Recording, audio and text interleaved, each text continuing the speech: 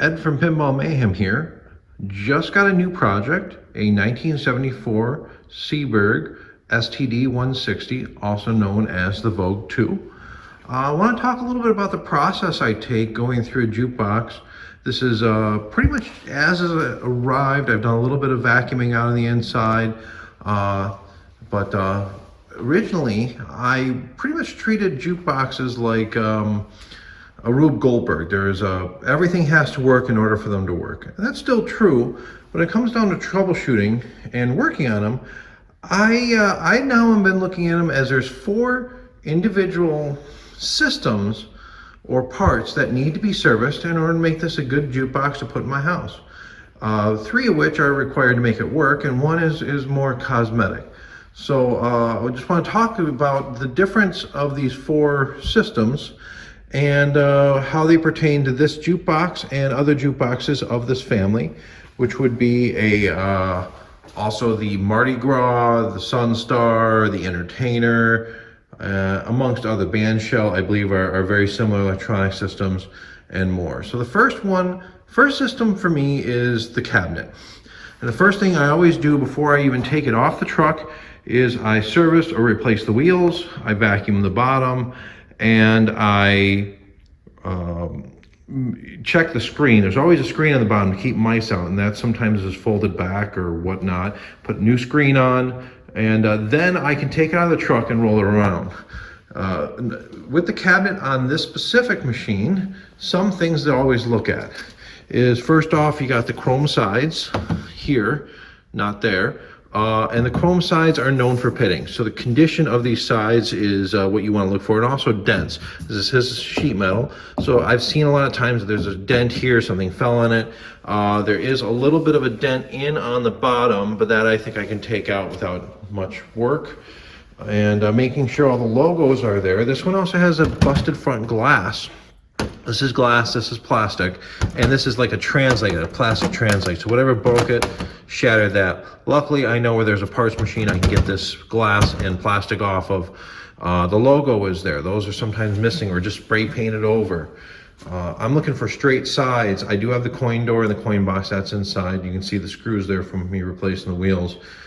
Here's more of that sheet metal, and here's more of that. Something to check, is it straight? Is it, what can I do with it? So I can decide on that later. Now, another thing that these are known for, someone put reflective tape on here, is the chrome on the top of these just goes to crap. You can see here it's all rough. It's pot metal. It's let's see what's underneath here. I don't even know what's underneath. So I'm gonna have to peel this all off, see what I got to work with. Maybe look for a new holder here. But this is really the worst of it. And someone did do some repainting. I think that's what that is. But I'm gonna clean it up. I'm gonna see how clean this gets, clean this gets. I literally didn't do anything. Another thing to look at is the plug. A lot of times people, operators, remove the grounding pins. This is a digital component. It likes to have that earth ground. Same with pinballs. If it's supposed to have the earth, you gotta put a new end on. Another thing you probably wanna get right away is make sure you got a key. So this specific one, pretty popular key, is F293. I got the key and I got the wheels from Victory Glass.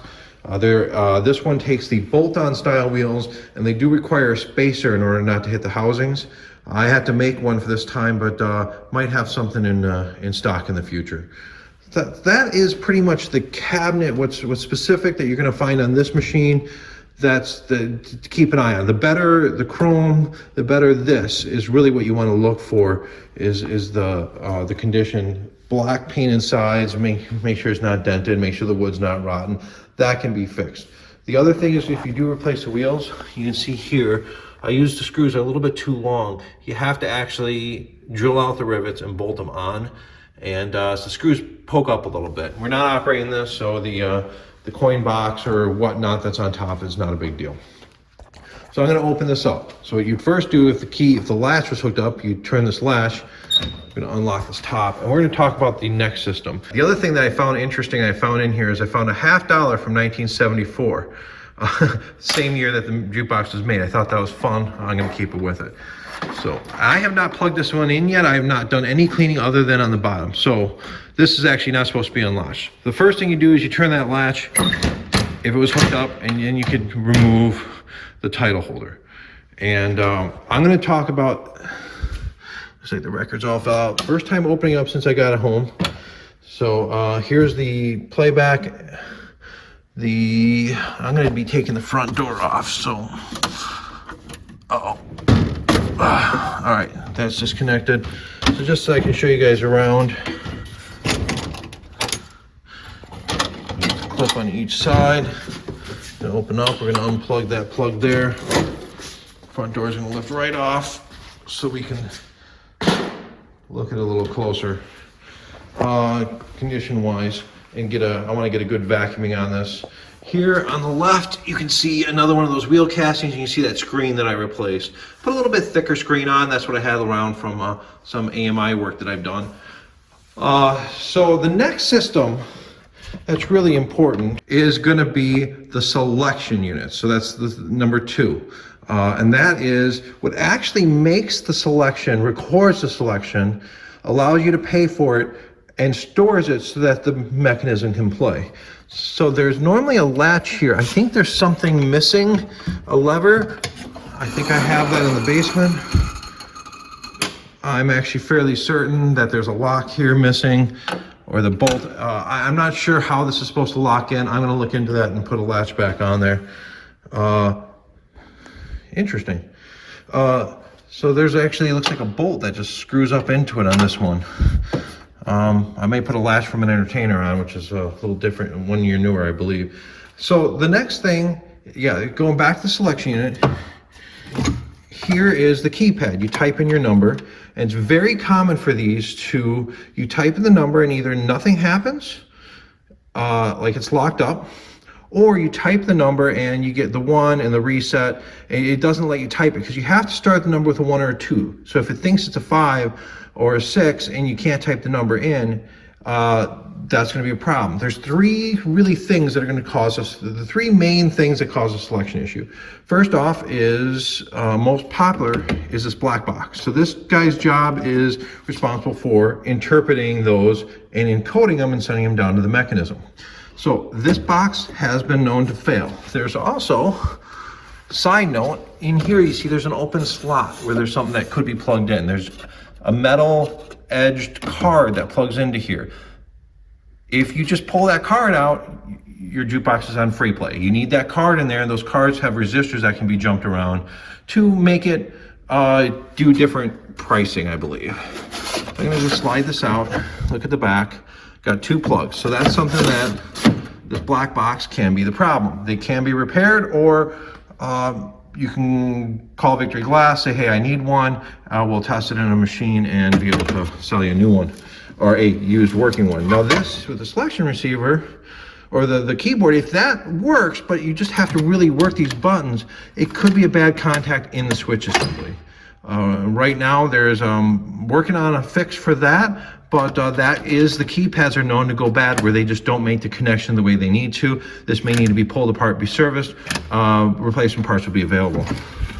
And let me open it up. I can show you the back side. You have, actually this looks like it just comes right out. So I wish I had the title holder now. So you can see here, there's a strip of lights, and those strips kind of scan when the record's moving and when you're making selection, and those let you know that you locked on the 1st, 2nd, and 3rd. These are all light bulbs in this area. Let's look ahead. We got our stereo network junction box, our volume control. Sometimes you see that volume control removed, and actually that's bolted to another motor assembly that would be hanging on the back, and that's for remote volume control. So that's 2 issues that might cause a selection problem. And the 3rd issue is your power supply. Up here is your power control center. So these are known to, if you're not getting the right voltages down to the keypad or the computer, nothing's gonna work right. There's a plug there so you can unplug it, and this just lifts out on these pins to put on the bench. But notice, you turn off main power switch before removing this plate. So underneath this plate is a bunch of, there's 2 transistors you can see on the back side, and a bunch of voltage connections. This is where you're going to test it. But if you want to test this, turn the machine off, pull these two screws out, because the screw hits the wrong spot, you're gonna blow up something. So you pull these out, and then you can turn it back on, and with a meter, go from the case and check all the voltages on the transistors and all the lines. That's gonna tell you if you got good voltages in there. That's pretty much the making selection unit, basic troubleshooting that I'm gonna be doing today. Hopefully I can get it going. The next area is the mechanism, the playback. And that is the bad boy down here. That's what holds your records. It's what controls playback. When I bought this, it was not ever plugged in, so I gotta make sure it's unjammed. Now the Seeburgs are, every model jukebox is a little different. Seeburgs can be more complicated, but there's a Ron Rich book that is in reprint that you can grab, go through the mechanism. A lot of times it's oiling, and it just needs a good service. Like this bad boy, you always need to do on a Seeburg, a motor coupler, motor plug, and there's a few brushes and stuff that you always want to service on these. Just, I'm not gonna get into the specifics of what needs to do. So physically it scans and it reads on the memory unit, which is right here, if there's a selection written in up here. There's also, I mentioned the gray box. If you look off to the left here, you can see part of that gray box. So the gray box is the receiver of the signal from the black box. The reason they do that, then you can have wall boxes with the black box and very simply just transmit the data down to here. This is your popularity meter. And these mechanisms pull out really pretty easily. This lever here is to reset the popularity meter. It's cranking them all to 0.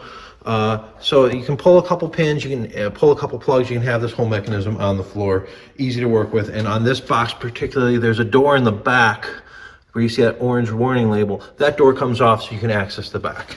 And there's the cartridge with the wedge needles. So that's the playback unit. And then the last unit is the amplifier, audio portion of it. And that's, you can have everything else working and then tackle that.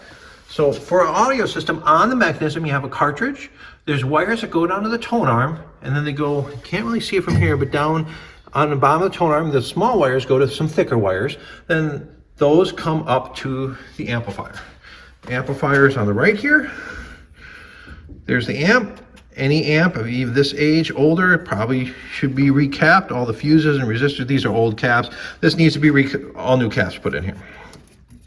And this is our amp. Sometimes these transistors go bad. There's more big caps here. So this just needs to be recapped. Mech red, mech blue, I believe. I haven't started digging into this model much, but I believe that's our audio in from the tone arm. And this is, as I said, it's a separate system. So if everything else working, you can tackle this. That will go down to then our main speakers. So we got speakers down here at the bottom. Then we got those two horns that you saw on either side of the control panel, there and there. And that's pretty much the basic system. So I'm gonna start by taking all those records out. I'm gonna give a basic oiling of the mechanism, and I'm gonna vacuum out the rest of mouse nest and such. I am gonna have to put new speakers on it, at least the main two, because those are pretty damaged. See, this is chewed up. This is water damage here. Probably sound okay for testing, but I'm gonna have to put a little wood hardener, maybe a little bit of wood glue here and there. No, this looks loose. This is the strap that's supposed to hold that front door from falling forward. It's just gonna get a good cleaning, a good strip apart cleaning. Any hardware I find like that bolt, I'll just put in a bucket just in case I need it. So that's the start, and follow along and see how this bad boy progresses. Hopefully I got to play music today.